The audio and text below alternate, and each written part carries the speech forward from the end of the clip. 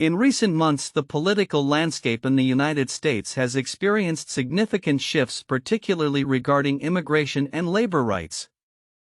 Amidst mounting Republican pressure, Democratic lawmakers find themselves grappling with how best to navigate these contentious issues, as evidenced by recent legislative developments.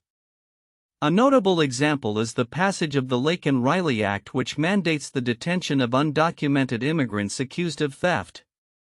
This legislation, driven by a Republican majority in Congress and signed into law by President Donald Trump, signals an intensified Republican effort to tighten immigration controls. The measure passed the House with the support of 46 Democrats, highlighting a growing concern among some party members about the immigration issue, particularly in light of the Republicans' recent electoral successes. Representative Tom Suozzi, a moderate Democrat, remarked, "The American people want us to do something about the border, and I think we'd be hard-pressed to not say that we have to deport criminals," encapsulating the pressure felt by Democrats to respond to constituents' concerns. The bill's passage has ignited debate within the Democratic Party, with more progressive members, including Representative Ilhan Omar, expressing dismay over their colleagues' support for what they see as punitive measures against immigrants. Omar characterized the vote as disheartening, suggesting a rift within the party as it attempts to balance electoral strategy with its traditional advocacy for immigrant rights. House Democratic Caucus head Pete Aguilar defended the party's stance, emphasizing that Democrats remain committed to comprehensive immigration reform despite Republican efforts to frame the debate around crime and security. In Virginia, a parallel struggle is unfolding as Democrats push to raise the state's minimum wage to $15 an hour. This proposal, framed as essential support for low-income workers, faces staunch opposition from Republican lawmakers and business groups, mirroring the national trend of deepening partisan divides over economic policy. Governor Glenn Youngkin, who previously vetoed similar legislation, continues to express concerns about the impact on businesses, suggesting that the economic implications of such a wage increase could stifle growth and employment opportunities. Advocates for the minimum wage increase, such as Richmond teacher Joni Battle, argue that stagnating wages leave workers struggling to meet basic living costs. "My bills aren't waiting, my dreams aren't waiting," she stated at a press conference, underscoring the urgency many feel for legislative change. The clash between the Democratic push for higher wages and Republican apprehensions about economic repercussions reflects a broader national dialogue about the role of government in regulating labor markets. As these legislative battles unfold, the implications for future political dynamics are significant. The Republican-led initiatives on immigration and labor rights not only solidify their base but also challenge Democrats to clarify their positions amidst a shifting electorate. With the 2026 elections on the horizon, the stakes are high for both parties as they navigate the complexities of public opinion, party identity, and the pressing needs of constituents. Looking ahead, it remains to be seen how Democrats will reconcile their internal divisions and respond to the mounting pressures from both their base and the Republican majority. The outcomes of these legislative efforts will likely set the tone for the political discourse leading into the next election cycle as both parties strive to articulate their visions for America's future. In recent months, the political landscape surrounding immigration and transgender rights in the United States has grown increasingly contentious, with Republican-led states intensifying efforts to roll back protections and legislation. These developments come amid a backdrop of Democratic struggles to formulate a cohesive response to the rapid changes, leaving many advocates concerned about the future of civil rights in the country. Republican lawmakers have taken bold strides to assert their influence on immigration policy with the passage of the Laken Riley Act in Congress, which mandates the detention of undocumented immigrants accused of theft even in the absence of formal charges. This legislation, which passed with substantial bipartisan support, 263 votes in favor from the House including 46 Democrats, signals a determined push by Republicans to tighten border security and curb the influx of migrants. The bill's name pays tribute to a tragic incident involving a college student murdered by a Venezuelan national living illegally in the U.S., underscoring the GOP's narrative that links crime to immigration. Representative Tom Suozzi, a moderate Democrat who supported the legislation, expressed that the American public demands action on immigration, stating, "The American people want us to do something about the border, and I think we'd be hard-pressed to not say that we have to deport criminals." This sentiment highlights a growing chasm within the Democratic Party regarding immigration policy, with some members feeling pressured to align with constituents' concerns even if it compromises broader progressive values. In parallel, Republican-led states have also taken significant steps to dismantle transgender rights, emboldened by the perceived lack of a robust Democratic counterstrategy. As states enact measures that strip away protections for transgender individuals, many Democratic leaders grapple with how to respond effectively. Advocates argue that this ongoing erosion of rights could have far-reaching effects, particularly for vulnerable communities that already face systemic discrimination. The response from Democratic leaders has been mixed, with some arguing that the party's commitment to immigration reform remains steadfast. House Democratic Caucus head Pete Aguilar asserted Democrats have not changed on this issue, emphasizing the party's intention to continue advocating for Dreamers and other immigrants deserving legal protections. However, the willingness of some Democrats to cross party lines in support of stricter immigration measures raises questions about the party's unity and strategy moving forward. As these political battles unfold, the impact on marginalized communities is palpable. The intersection of immigration policy and LGBTQ+ rights is particularly concerning, as both groups face escalating hostility. The Reverend Marianne Edgar Buddy, an Episcopal bishop, poignantly addressed these issues during a recent prayer service directed at President Trump, urging compassion for those who fear for their lives. Her words resonate in a climate where the values espoused by political leaders starkly contrast with the principles of inclusivity and empathy that many citizens advocate for. Looking ahead, the trajectory of these legislative efforts and the response from Democratic leaders will be crucial in shaping the future landscape of civil rights in the United States. The challenges ahead are steep, with Republican strategies likely to intensify as they leverage their political capital to push through more restrictive measures. For advocates and community leaders, the pressing need for a unified strategic response from Democrats is clear as the stakes continue to rise for those whose rights hang in the balance. The coming months will be pivotal in determining whether these efforts will galvanize a stronger opposition or further entrench the divides within American society. In a significant development within the U.S. government, the Senate Budget Committee conducted a hearing on January 22, 2025 to consider the nomination of Russell T. Vought as the new director of the Office of Management and Budget (OMB). This nomination comes at a pivotal moment as the Biden administration grapples with fiscal challenges and the need for effective budgetary oversight. Vought, previously the OMB's deputy director during the Trump administration, has garnered both support and skepticism as he seeks to navigate the complexities of federal financial management. During the hearing, Vought addressed the committee, outlining his vision for the OMB and emphasizing the need for fiscal responsibility and transparency. "We must ensure that taxpayer dollars are spent wisely and that we are held accountable for our decisions," he stated, underscoring the importance of a robust budgetary process in enhancing governmental efficiency. His experience during a turbulent period in the previous administration positions him uniquely to tackle the ongoing economic challenges, but it also raises questions about his previous policies and their long-term impacts. The hearing was not without contention. Senators from both sides of the aisle expressed their concerns regarding Vaught's past decisions, particularly on issues like federal spending increases and budgetary cuts to social programs.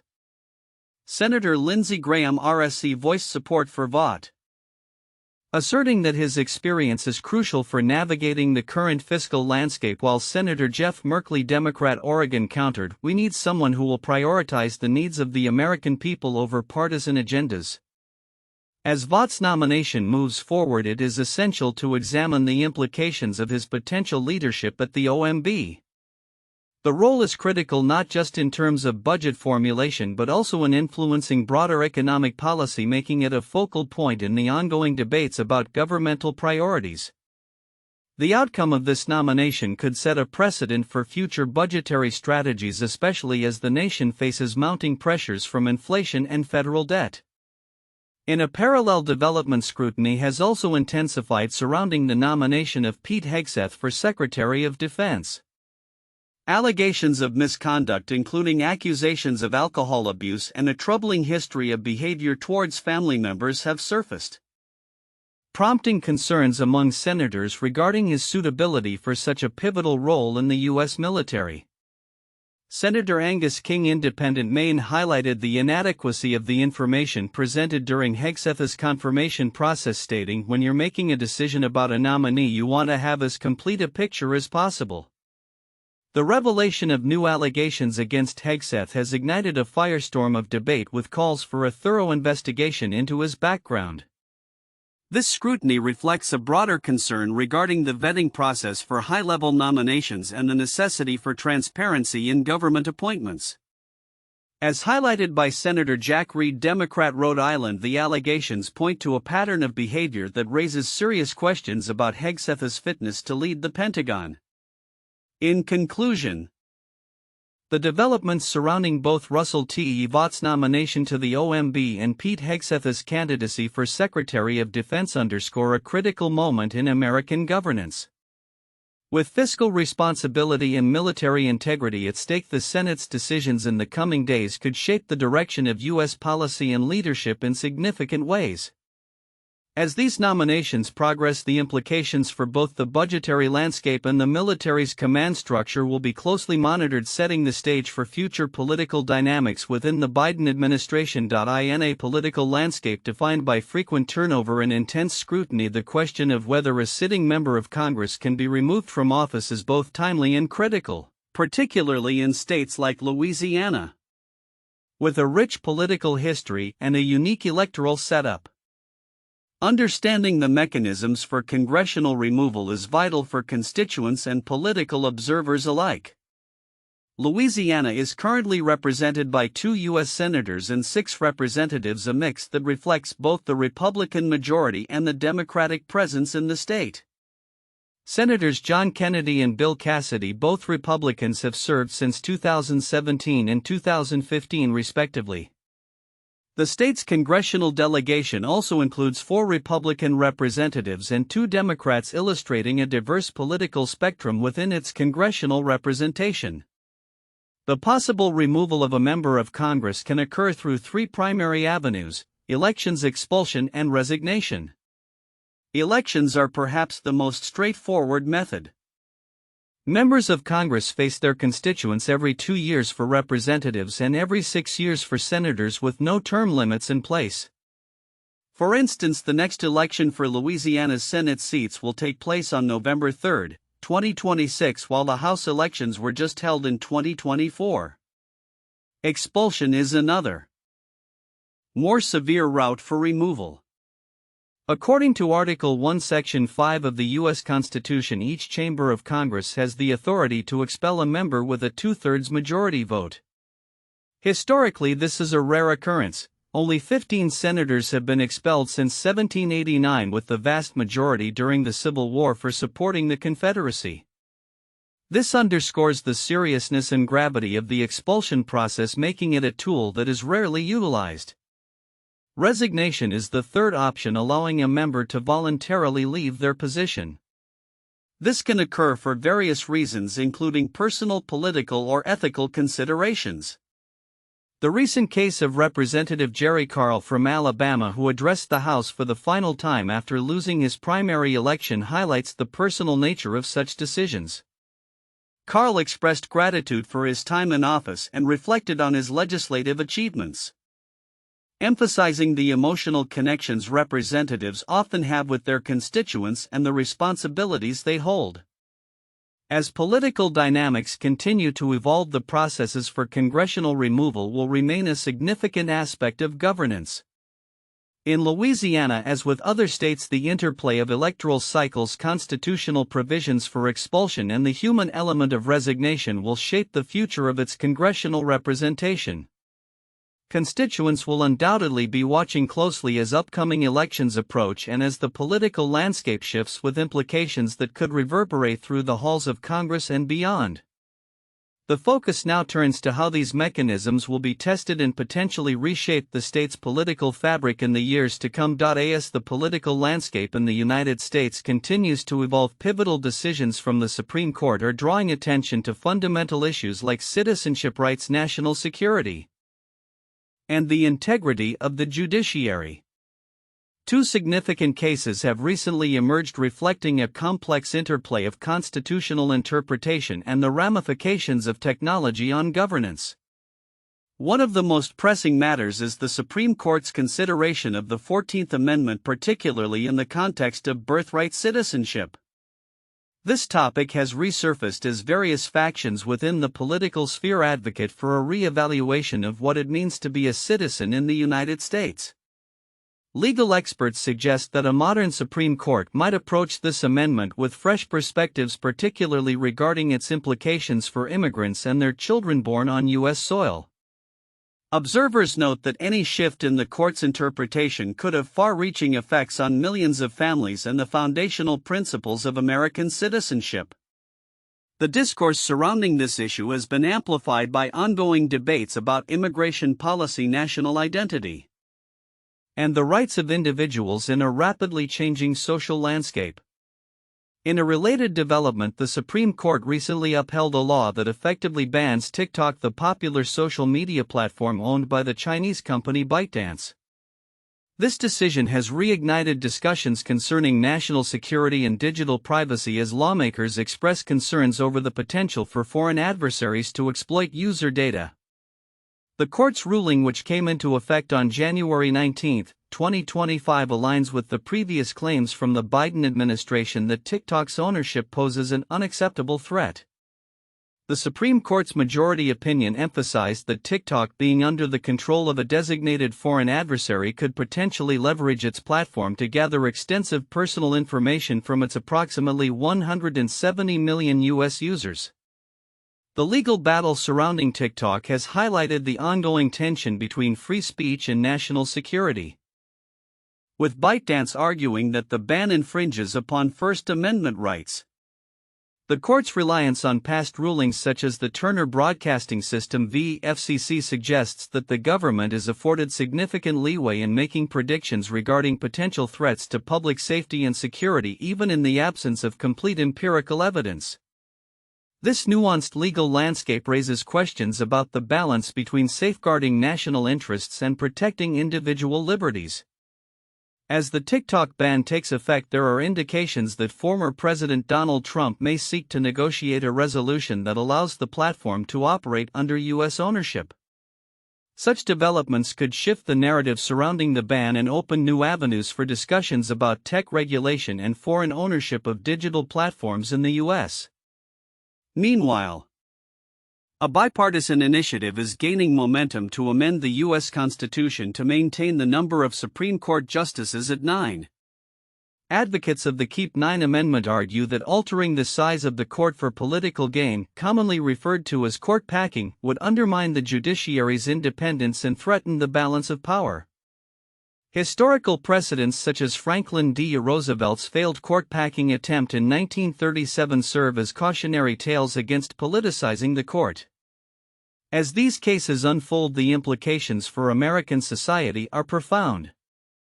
The Supreme Court's interpretations will not only shape legal precedents but also influence the broader dialogue on citizenship, technology, and the rule of law. With the court poised to address these critical issues, stakeholders from various sectors are closely monitoring the outcomes, anticipating how they will inform future governance and civil rights in the United States.